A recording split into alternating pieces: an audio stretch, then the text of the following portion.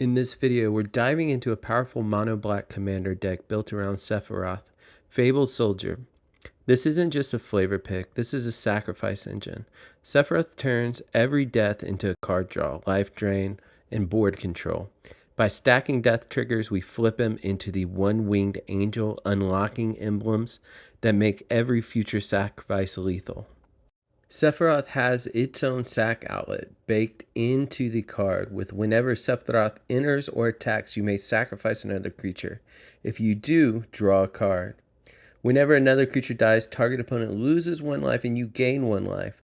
If this is the 4th time this ability has resolved this turn, transform Sephiroth. Aristocrats is a classic magic strategy that turns creature death into resource advantage. We sacrifice our own creatures, usually tokens or ones that return, to fuel a chain of effects. Draw cards, drain opponents, generate mana or other value. A card like Bloodghast works especially well in this deck. It returns from the graveyard to the battlefield every time you play a land. This means you can trigger Sephiroth, draw cards, drain life with virtually no mana investment. It's a relentless source of pressure that demands no extra resources to recur, and it synergizes incredibly well with fetch lands or repeated land drops. With the sack outlet and Bloodghast, every land becomes a value loop. Bloodsoaked Champion fills a similar but distinct role.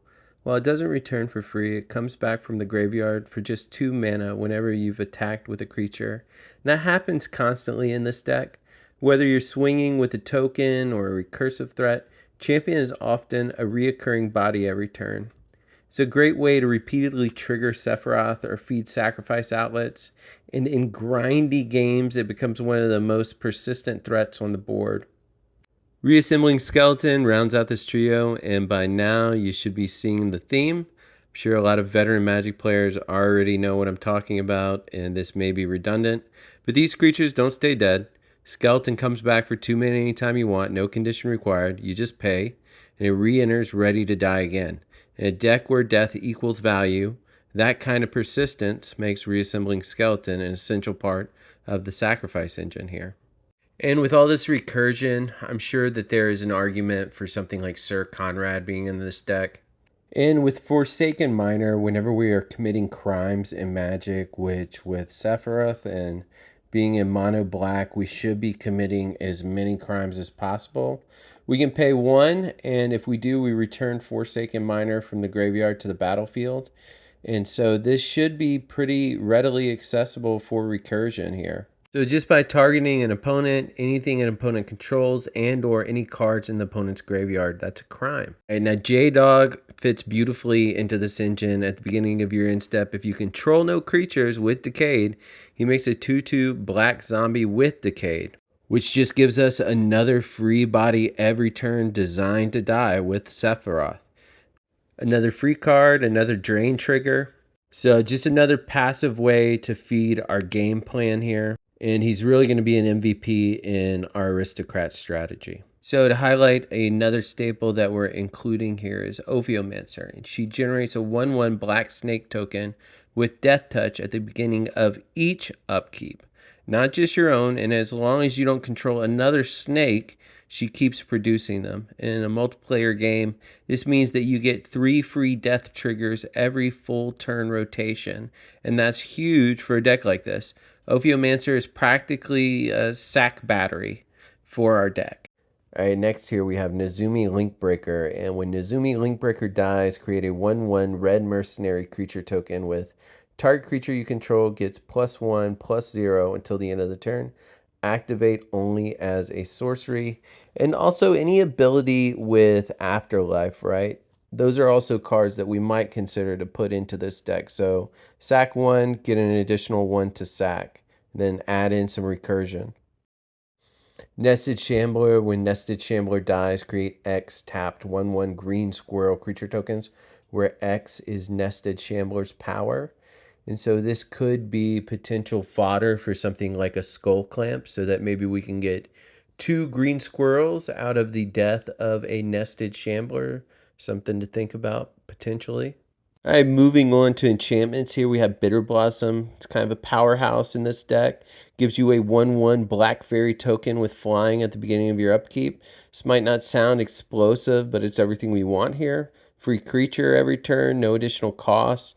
An Aristocrats deck, that's a death trigger, a draw from Sephiroth, a drain from Blood Artist, a drain from Sephiroth, and another piece of the machine. You know, Bitterblossom keeps the engine humming through board wipes and long games. Same thing here applies with Dreadhorde Invasion. It's another enchantment that we can keep on the board. It is another sack, a small creature sack. Or if we need, it's a chump blocker, if we need chump blockers, but it's giving us great utility at a very low cost. And so I think that it's an automatic include for me. I wanted to throw this artifact in here, Genesis Chamber. Whenever a non-token creature enters the battlefield, Genesis Chamber is, if it's untapped, that creature's controller creates a 1/1 colorless mirror artifact creature token. And I thought this kind of just fits with what we're doing. Our recursion, our creatures. I thought that this is just kind of a great include as well that works with our synergy.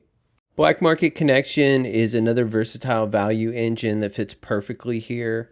On each of your upkeeps, we are choosing to pay life to create a treasure, to draw a card, create a 3/2 colorless shapeshifter, and a deck built to leverage all of those tokens to sacrifice, extra cards to fuel the hand, mana to keep the loop going. This enchantment becomes a triple threat. The life loss barely matters when we're draining the table every turn. It's an all-in-one advantage engine here.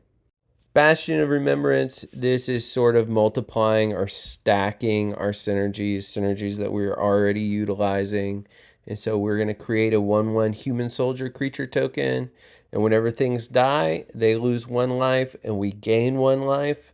And that's the name of the game. And so it was included in this for 3 mana. It's not a bad deal. Now, although Sephiroth is a sack outlet himself, we also want to add in other sack outlets that aren't just entering or attacking, but anytime sack outlets. So Viscera Sierra makes it in here. We're going to be able to sack a creature, scry 1, so we know what card we want. Warren Soul Trader, pay 1 life, sacrifice another creature, create a treasure token, giving us a little bit of mana to keep us going. So while we're drawing cards, we have the mana to do things with those cards as well. Also, we have Blood Artist and Pitiless Plunderer in the deck as well. I bet you guys saw these two coming. Once again, we can get treasures, and we are pinging our opponents and gaining life at the same time. And that's kind of the name of the game here. Dictate of Erebos and Grave Pack. This is a way for us essentially to start clearing out the board. If we are getting anywhere near our 4 sacks that we need to flip Sephiroth, that means that these guys are taking damage and they're taking creatures off the board at a rapid pace, which works for us, right? We're kind of controlling the board state, we're kind of controlling tempo, and we're kind of controlling the outcome of the game. Meathook Massacre makes it into the deck. This is just a way to cleanse the board out, and we benefit from this while everyone else sort of doesn't benefit from this, not in the same value pack that we're getting. And so I thought that this was an excellent include for Sephiroth. All right, the next two I sort of regret not putting on the same slide. Ashnod's Altar, we are going to sacrifice a creature. We are going to add 2 colorless mana. And so we are continuing to sack, gain mana, card draw. Same with Phyrexian Altar. We're going to sack a creature. We're going to add a mana of any color. And it just helps us to continue casting spells, controlling the board state. All right, here is a slide I think I got right with Accursed Marauder, Fleshbag Marauder, and Plague Crafter. And these are going to have ETBs that just cause the other player to either sack a non-token creature, sack a creature, maybe sack a planeswalker.